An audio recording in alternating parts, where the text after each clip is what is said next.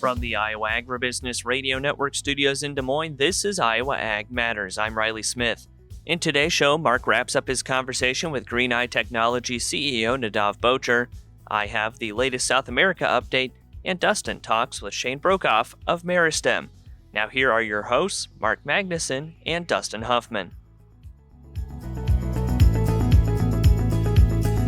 Well, Dustin, as we were getting ready for Commodity Classic, we talked about it on the show, but it always does kind of feel like the unofficial kickoff to the growing season. And now that we've actually entered into the month of March, that becomes even more real. But right now, as we know, and as we've talked about with the conflict with Iran, there are many issues with the movement, the shipping of various inputs, different things that move throughout the Middle East shipping lanes. And one of those big things is fertilizer. And I'm going to be talking with Jim McCormick of agmarket.net here this morning on the show. And I want to ask him exactly what that means for the fertilizer situation when it comes to nitrogen moving through that stretch of the Strait of Hormuz and all those areas throughout the Middle East that those products move. What does that mean for the amount of corn acres that we're going to plant this year? I have to imagine that's at least got to be factored in right now for farmers who are deciding these things before they actually get out in the field. Yeah, that is true. They are probably going to be looking at how these inputs are going to be affected. We've talked about fertilizer. We've talked about getting all kinds of supplies. And of course, obviously, shipping lanes is a big deal as well. I mean, because now you're looking at increased shipping costs going around the the Horn of South Africa. And so that does increase some of the pressure we're going to be seeing. Of course, this has to be played out. We don't know how long this is going to last. We don't know how this is going to end. Iran is set to apparently have a new leader soon. I don't know what that's going to mean because I think the whole idea of moving the Ayatollah originally, or how they handle it, was to try to get the people to rise up and get their own democracy started there and let the people have some sort of freedom was part of the reason behind it. Now, of course, I'm not even going to speculate on that, but if it looks like it's just going to be business as usual, then how is that going to play out? So we're going to have to see how that goes. Other countries are weighing in with their concerns over the matter and their own safety for their citizens because Iran has been very indiscriminate in how they're retaliating. And so there's a lot to consider. A lot of this is still going to be unfolding. A lot of folks hopefully have booked their supplies, far enough in advance that they've got at least a ready supply of what they need. Again, it's going to be interesting to see how this all unfolds. Another topic, though, Mark, it is a little bit warmer, and I didn't want to say anything yesterday because I thought I might have been hearing things, but I was pretty certain I was not. But then again, this morning I heard it again, and so now I can confirm that I have heard robins are back in Ankeny, at least. I heard a few of them singing in the morning that in the unconfusing note of their song. And so there is that sign of spring. If the robins are back, it's got to mean something. So is that kind of like your version of hearing voices, Dustin? You just hear robins in the background and you assume that it wasn't actually happening? I was downstairs in my basement studio yesterday when I first heard it. And so I was like, am I hearing things? I mean, my brain loves to play tricks on me, especially with bird songs. And I knew it was a bird, but I knew it wasn't mine. And so we went from there. But it sounded very much like the song of a robin in the morning, that distinct chortle that they do. And so I wanted to wait, though, before I said anything. And then this morning I heard it again, letting my dog out. And so I'm like, oh, it's official. They are back. So that's definitely a good sign that things are moving in the right direction. Yeah, that's ultimately the sign of spring, isn't it? When you hear those birds singing outside and the mornings are, or I should say the daylight just in general is a little bit longer. Last night, I was so pumped up when it was 6 o'clock and there was still light outside. Yep, definitely. Mother Nature has a better handle on this than any of our predictions and any of our technology can to estimate for us. So, yeah, definitely seeing those signs of spring. So it won't be much longer now. Let's go ahead and get into those grain markets again. Jim McCormick of AgMarket.net, visiting with Mark Magnuson. Joined today by Jim McCormick of AgMarket.net. Jim, what's happening with the trade in the grains? Hey, good morning. We are seeing a little bit of weakness across the grain board. We got corn trading around 4.5 lower on the day. Wheat's leading us down 7 and 8 cents lower on the day. And currently we got wheat, a little bit of risk-off mentality. Crude oil market has seemed to have calmed down a little bit after the huge spike the last couple of days, and that seems to maybe tempering the market's volatility just the shade. Jim, what's been the most interesting thing to you on the grain side of the markets this week following all of the turmoil that we've seen in the Middle East? Well, and one thing I would argue is I was surprised that the corn market hasn't moved quite as high. I mean, you saw such strong moves in the energy markets. And the grains in general did not move as much as maybe some people would anticipate. Remember, about a third of our corn we produce is used for energy, and obviously the bean oil we're producing more and more of is going into that biodiesel as well. So maybe not quite the strength that we thought you might have seen when the headlines of the war started over the weekend. What's happening right now with the value of the U.S. dollar? Well, the dollar's been a kind of interesting situation. It has been trading weaker in general. And then it's kind of, we've had a lot of, it's kind of was trading weaker earlier in the year. Then it's kind of firmed back up. We are seeing some dollar buying near term because of the safe haven aspect of what's going on. The other thing firming the dollar a little bit is as this war has commenced, driving the price of energies to, highs we've seen in multiple months, there is the inflationary aspect of it. And that is also supporting the dollar a little bit. Jim, I know you were at Commodity Classic as well, and when I was there and spoke with Matt Bennett of agmarket.net, he said the number one thing that farmers wanted to stop by your booth at the show and ask was, what do I do with my cashed corn? Was that the same experience that you had? That was definitely the experience. I mean, there is a lot of corn on price in the market, and that may have been part of the reason why we haven't seen the big surge in corn prices, because I think as the market has rallied up and you push this May corn, which is pretty much the front month corn now, back up near 450, we are running into hedge pressure. So as producers are taking advantage of it. The other really big talking point this week is now the price of fertilizer. It has absolutely skyrocketed due to the fact roughly 20-25% of the nitrogen in the world goes through the Strait of Hormuz. And that has caused some debate in the industry of how many corn acres are we actually going to see planted. I think going before the weekend, I think the common thought was maybe 95 plus million acres. Some people are thinking 96, 97 potentially. Now the fact that you can't even get your hands on fertilizer right now, some industry participants have literally pulled their offers. That has the market rethinking where this acreage battle lies. The government is doing their survey right now. They'll release it at the end of the month, and we'll see what the survey shows. Your local radio station brings you the local news you depend on. The Iowa Agribusiness Radio Network complements that with ag news, weather, and market updates tailored for Iowa's farmers. Together, we deliver the best of both worlds, local connection and industry expertise. It's all to keep you connected with the heartbeat of the heartland. The Iowa Agribusiness Radio Network, connecting rural Iowa with the news that matters to you.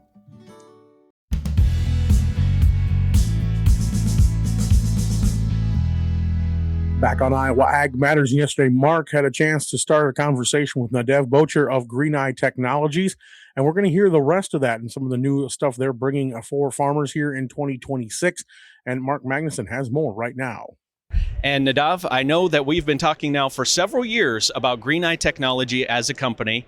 It makes things so easily adaptable for farmers, and you mentioned it early on in our interview here today that precision spraying from Greeneye is top of the line. So how have you been able to demonstrate that to farmers that this is the solution for them, even, thinking about some of the brands that they're buying a new piece of equipment for, some of the aftermarket solutions? Why is precision spraying from Greeneye the way they should go?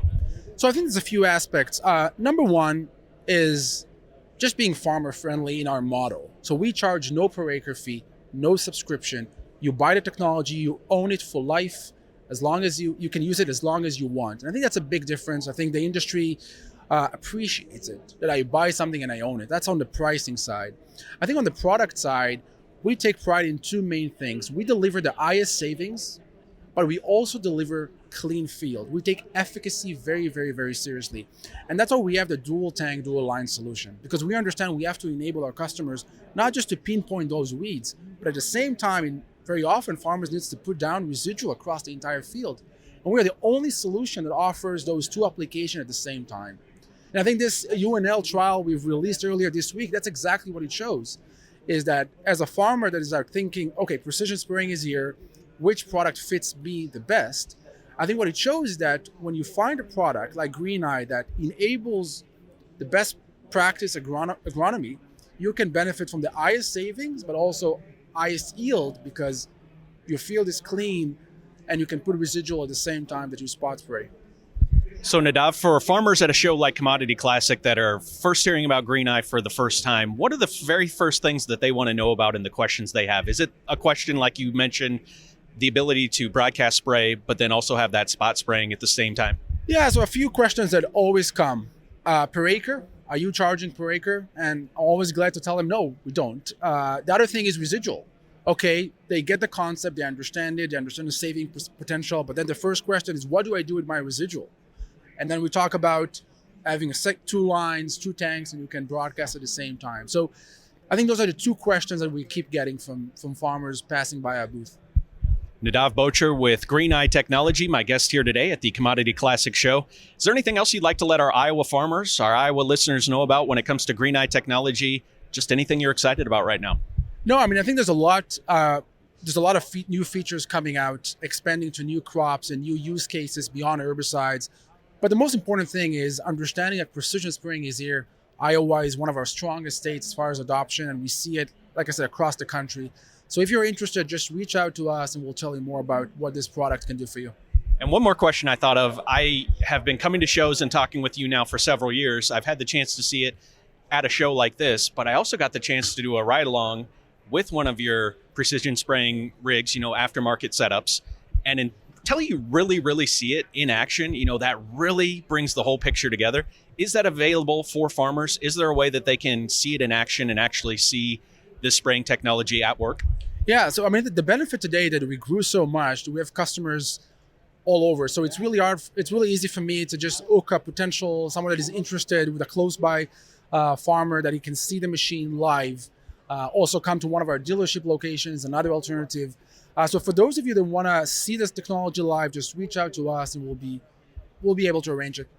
He is Nadav Bocher with Greeneye Technology, my guest here today in San Antonio, Texas. Thanks so much for the time. Always appreciate it, and have a great rest of the show. Thanks for having me. Hi, my name is Ethan Smith, and I've been a certified crop advisor in Iowa for about 6 years. The Iowa CCA program is valuable to me because it helps keep me informed on new topics and research around the industry, including soils, insects, diseases, and much more. It's also a great way to network with others around the state and beyond. Iowa is known for its crops, and that's why we're here. To learn more about becoming a certified crop advisor, visit iowacca.org.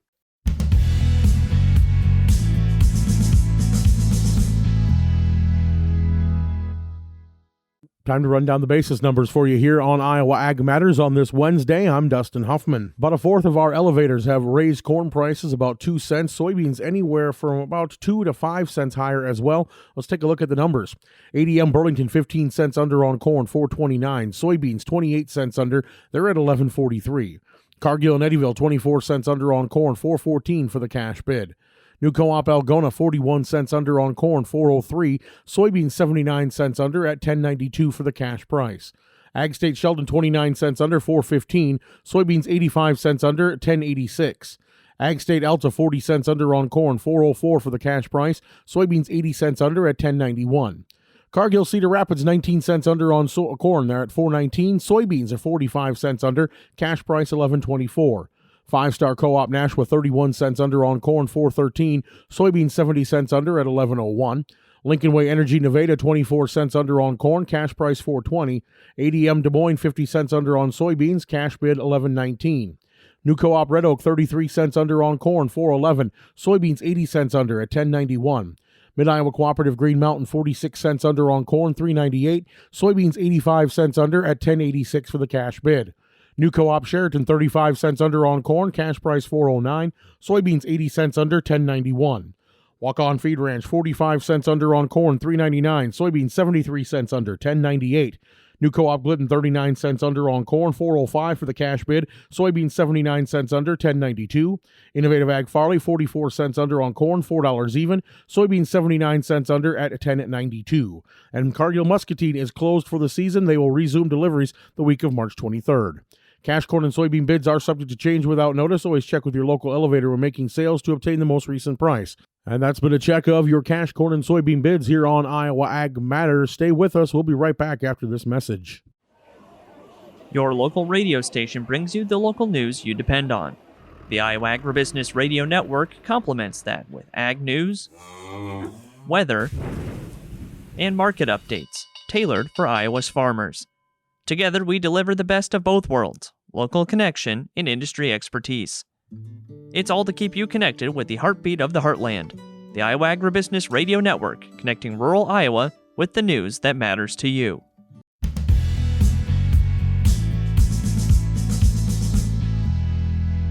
Iowa Agribusiness Radio Network. You're listening to Iowa Ag Matters, and it is time now for Riley Smith's conversation with Greg McBride of Allendale, getting the latest from South America with the South America weather and crop update. On the phone right now with Greg McBride of Allendale as we take a look at the conditions in South America for another week. First off, Greg, what are we seeing in the latest weather patterns for Brazil and Argentina? Yeah, 1 to 5 day forecast shows good rains in Argentina. A little bit on the drier side for parts of southern Brazil, but the rest of the country is still doing okay. Looking at the 6 to 10 day forecast, you are seeing some of those rains drying out in Argentina, but then it's almost a reverse. We're seeing additional rains coming into southern Brazil. The rest of the country of Brazil just getting very good rains for the foreseeable future here. And then the 11 to 15 day forecast returns to everybody in the south, like Argentina and southern Brazil, getting very good rain. So there should be some good faith and good growing efforts here when it comes to both Brazil and Argentina. And then when we look at the progress that they have made in Brazil, what are their latest numbers at for both that harvest and planting? Yeah, soybean harvest still running behind last year and the 5-year average, sitting at 38% complete. Last year they were sitting at 49%, so well ahead of the 5-year average, which is 44. Going into corn, their first crop corn, again, a quarter of the overall production. Again, behind 31% complete. Normally sitting around 37%. Last year was way up at 39%. And then when it comes to the second crop corn planting, they're in line with the 5-year average, 52% for both right now and the 5-year average. But again, last year they were just so much further ahead, sitting at 71%. So no major concerns on that, but it is something to watch. If some of those rains become too excessive, that could be an issue for some of those for finishing out that planting progress on second crop corn. And then how are they looking with the latest production estimates that we've seen out of Brazil? We know that that crop could be pretty big. Yeah, the crop is still looking at we're still looking at a record production here, but when you look at where the USDA is at 180 million metric tons, CONAB sitting at 178 million metric tons. We saw that Rabobank had actually increased their number to 181, whereas Safra Mercado had lowered theirs to 177.7. Ag Rural also lowered their number to 178. So we are still, even though you are seeing some of these groups lower their numbers, you're still in a general range of about 177 to 181 as far as the overall average. It's not falling off at this point. We're still looking at what's going to be a giant crop. It's just trying to dial in exactly how big it's going to be. And then I know for Argentina, we don't have exact numbers right now, but where are they at in their crop season, and just how are things looking in general from our view? Yeah, they are finishing up the yield determination phase for their corn. So they will need some additional time and additional rains to fill things out and finish that crop out. But right now it does look good. There's going to be some adjustments here and there of just like we see with regard to Saffras and Ag Rural. But we'll look for the Rio. Buenos Aires Grain Exchange and the the others to come in, maybe around 53 million tons for corn, around 50 million tons for soybeans. But I'm not looking for anything major to cut back just yet. That'll be closer to harvest, or maybe once they get into harvest, that we'll see some adjustments that way. We have to remember they were on the drier side for quite a while, but then did get some fill-in rains that, depending on how they hit and where they hit, could pull them through, just like it did for us here last summer. All right, Greg, lots of great information today. For anyone who would like to get in touch for more marketing information, how can they do that? Give us a call at 800-262-7538. That's 800-2-MARKET. Stay up to date with the latest in the ag industry with Agribusiness Matters from the Iowa Agribusiness Radio Network. Each weekday, we bring you the latest advancements in farming, from new precision ag technology to cutting-edge sustainable farming practices. Agribusiness Matters is also your source for the most relevant ag news, policy discussions, and insights that are shaping the future of agriculture. Tune in to Agribusiness Matters on the Iowa Agribusiness Radio Network, where Iowa Ag matters. So, Dustin, as we talk about every year, soybeans in Brazil, expanding those acres for planted acres in Brazil. Well, actually, this year, it does sound like some weather issues causing some problems for Brazil. Consultant groups like Ag Rural and StoneX have actually lowered their forecasts for Brazil's 25-26 soybean output as yield losses caused by bad weather in the state of Rio Grande do Sul. And that's weighing on overall production. Ag Rural estimates the country's soybean output at 178 million metric tons, lowering its forecast from 181 million metric tons.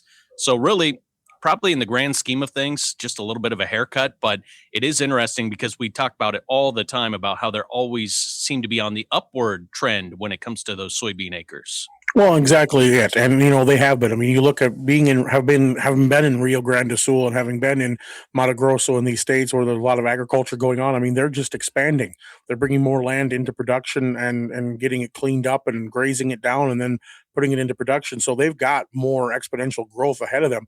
But the fact of the matter is, they are just as susceptible to weather issues, disease pressure, insects, the whole 9 yards like we are. So, to have an off year while it's still good numbers, nothing that we should really be getting too confident about, because they'll just bounce back just kind of like we do any given year. More Iowa Ag Matters in just a moment.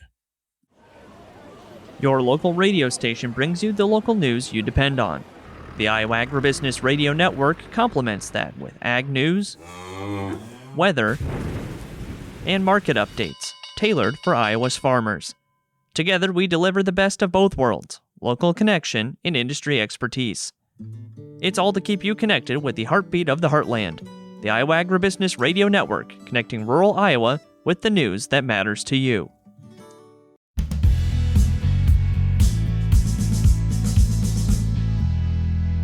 This is the Midday Market Update on Iowa Ag Matters. I'm Mark Magnuson, joined at midday by Kenan Layden of agmarket.net. Kenan, what's happening with the trade in the grains? Yeah, grains are under pressure today, and I attribute it mostly to kind of the risk-off news in the Iranian situation. So, I kind of distilled that into two scenarios that, with the vacuum of power there, it would either sort itself off quickly, which didn't lend much support to the grain markets, and, energy markets would spike and then tail off. And if you look at energy, we were closer to 78 yesterday and in the crude contract. Now we're trading at 74. If you remember Monday on open, it spiked to 75, and it traded sub 70. So we didn't really see that spike into that $80 range, which I think we still could. It just depends how sloppy that regime change gets. But with reports from the New York Times saying that, Iran wants to make some type of amends and make some concessions to the U.S., and then the U.S. guaranteeing safe passage through the Strait there of Hormuz. The war right now, not that it won't change, but regime change seems to be pretty not messy, and corn is 4 cents 4 to 3 cents down. Beans are slightly down. Good news in beans is, I guess, the Z-Trump meeting is still on for the agenda. On the agenda, it seems like they're still going to meet, but we took it hard, and with that clean move from one regime to the next, wheat was supposed to have a spike, and then sell off would be the way the market would view that. And it did spike on Friday. It was kind of the canary in the coal mine before all this happened, and now we've seen quite the sell off since that's occurred. What's happening on the livestock side of the trade today? Livestock, that is a positive note, as I'm sure your listeners have heard many of times. Cattle feeders are up over $5, fats are up $3, hogs are up $1. Cash has been a little bit weaker in the feeders. That's what I track the most, but seeing some maybe natural floor here, and maybe cash will stabilize out. Equities and some outside markets are off. In rural Iowa, we know you're sold on your local radio station. The Iowa Agribusiness Radio Network partners with local Iowa stations to deliver the latest in agriculture news, including grain elevator prices, market reports, and ag policy news. Trusted local voices, trusted ag content. This message is brought to you by your friends at the Iowa Agribusiness Radio Network, where Iowa Ag matters. May corn down 4 3/4 at 441 3/4. May soybeans down 2 3/4 at 1167 3/4. May soybean meal down 320 at 311.50. May soybean oil up 32 cents at 63.14. On the Merc, April live cattle up 313 at 237.25. March feeder cattle up 528 at 362.48. April lean hogs up $1 at 96.75. April pork cutout unchanged at 103.40. That was a check of the midday markets on Iowa Ag Matters. I'm Mark Magnuson.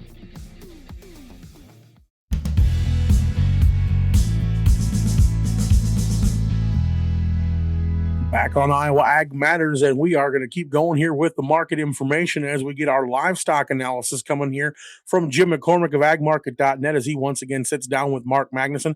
Talk about what's happening in the cattle and hogs as the markets look pretty strong here today. What's happening on the livestock side of the trade? On the livestock side, it's kind of interesting. We had a pretty ugly sell-off late Friday, early this week. We are seeing a nice rebound. You've got the April cattle trading up 290 on the day. You've got feeder cattle trading up almost up 350. So that correction seems to be over with. Now we're working our way back up, and it's the same situation. The supply is incredibly tight. We know that. The question is the demand going to be there to pay up for this tight supply, which is driving these prices up? And right now, every time we get these dips, you are seeing the consumer step in and buy it, and you're seeing the traders step in and buy it. So right now, at the beginning of a midweek, we are seeing a positive trade. What was the reason for that big sell-off on Friday, in your opinion? Was that just the end of the month and positioning? A little bit at the end of the month, a little bit of technical. You took out some technical support, and I think that kind of accelerated some technical selling, and a little bit of weaker cash kind of fed into that downward draft, and it broke the market back down. But in the long term, April feeder cattle held the 100-day moving average. If you look at the April cattle, they held the 100-day moving average on February 27th, and then on March 2nd, they took it out, held the 200-day, and managed to close back above the 100-day. So, the technicals. So to me, it looks like it was more of a technical correction is what it looks like. And what's happening on the hog side of the trade? Hog market right now, relatively quiet. They've had a big correction. They had that big correction at the very beginning of February, erased most of that, kind of came back up, and we've been consolidating the last couple of days. And the hog market, it's kind of following the cattle market. Plain and simple, we are squeezing more and more people out of the ability to pay for the high protein costs of the cattle, and that is supporting the hog market as people shift to a little bit cheaper protein. What's the best way for our listeners to get in touch for more marketing information? You can reach me directly at 815-665-0461, or better yet, go to agmarket.net and sign up for a free trial of our research. Jim McCormick, agmarket.net, my guest here today. Thanks so much for the time. Always appreciate it, and have a great rest of your day. Thanks for having me on. Hi, my name is Ethan Smith, and I've been a certified crop advisor in Iowa for about 6 years. The Iowa CCA program is valuable to me because it helps keep me informed on new topics and research around the industry, including soils, insects, diseases, and much more. It's also a great way to network with others around the state and beyond. Iowa is known for its crops, and that's why we're here. To learn more about becoming a certified crop advisor, visit iowacca.org.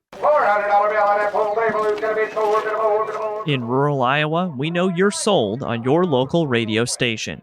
The Iowa Agribusiness Radio Network partners with local Iowa stations to deliver the latest in agriculture news, including grain elevator prices, market reports, and ag policy news.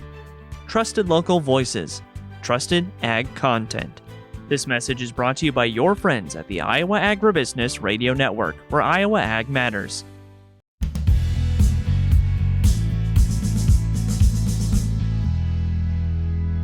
You're listening to the Iowa Agribusiness Radio Network, and we want to thank one of our sponsors of our coverage from Commodity Classic, that is Meristem, and Dustin had the chance to catch up with the team at Meristem to learn about the latest products they're offering heading into 2026.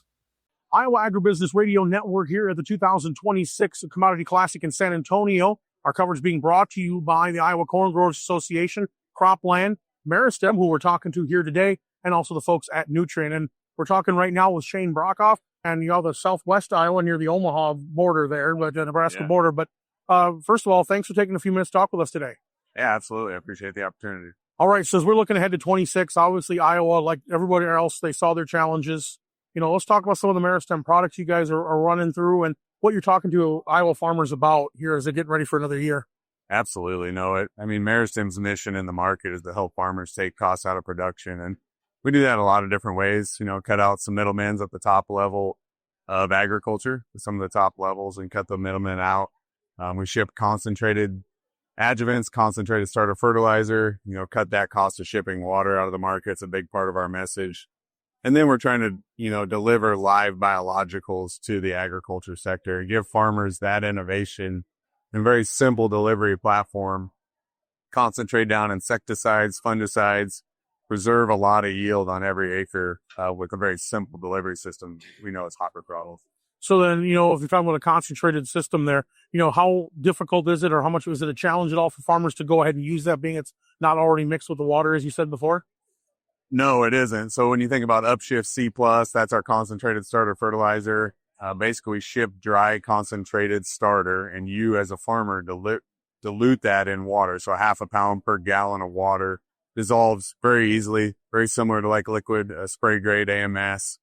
Dissolves very quickly in water, and that can replace any gallon of starter fertilizer on the market by dissolving 0.5 pound of dry concentrate in 1 gallon of water. So tell us a little bit how that is working and how that's saving, what kind of savings farmers are seeing. So, farmers are spending anywhere from $25 to $50 an acre on in-furrow starter, and typically the salt content of those starters can have some detriment on the seeds and the soil microbiology. You can easily save 10 to 15, upwards of $30 an acre by shipping the concentrate, cutting the diesel cost of shipping water out of the market. All right. And so now as we look ahead of 26, obviously we saw challenges. Southern rust was a once in a decade kind of thing, but talking about some of the challenges we see across southwest Iowa where you're at and what you're hearing from others in Iowa, what kind of products are going to be good and what kind of things should they be thinking about? Yeah, every year is different. So we never know what's going to come, but Southern rust was around last year. Next year it could be tar spot, greeley spot. But at the end of the day, good stand establishment and good healthy plants are important. And then obviously corn rootworm's an issue. Mm-hmm. And so our hopper throttle system, now we have Pre-Fight, which is an EPA registered fungicide for crown rot, root rot, slower stem and stalk diseases. So farmers don't have to invest in on-planter kits to deliver fungicides to their furrow. They can do it through their fluency agent. Our corn rootworm, we have our Gardex EPA registered insecticide technology to help farmers battle that pest again without having to have the kits on their planter. In-furrow insecticide, the stuff's not the easiest to handle. But when you keep a healthier plant all season long, it's able to defend off whatever pest comes in late season, whether it's southern rust, tar spot, some sort of above ground disease that we can't predict. So, and now, of course, if something does change midway through the season, like we saw last year, how easy is it with the products to pivot if you have to go after something specific? Yeah, so we're, again, the foliar nutrition, overall plant health, that's a big part of what we do too. Our on planter stuff, when you do it, that's a static thing. You put it on there, it's going to help that plant. But reacting to what the environment gives you is important as a farmer. Field scouting and understanding, but stress mitigation throughout the year. Our Harvest Shield Complete product, which is a full micronutrient load, plus stress mitigating amino acids helps that plant prepare and withstand the stresses that every growing season gives it. All right. And so if folks are listening to this and maybe want to look more into the Meristem products or get the ball rolling, where do they need to make that contact and what do they need to be thinking about as to start working with you guys? Absolutely. So go to meristemag.com. It's a website. We have a lot of contact information. Get your area reps information off that website. And we have all our product guides and tech sheets on there as well. All right. Well, Shane, we thank you so much for the information. I also want to thank Meristem once again for sponsoring our coverage here, being one of our sponsors here at Commodity Classic. And this is the Iowa Agribusiness Radio Network. Your local radio station brings you the pulse of your community. The Iowa Agribusiness Radio Network adds specialized ag content to help farmers make informed decisions. From county fairs to national ag news, we're here to tell the story of agriculture to everyone who needs to hear it. Together, we deliver a blend of local community and ag industry-focused information that rural Iowa relies on every day. This message from your friends at the Iowa Agribusiness Radio Network.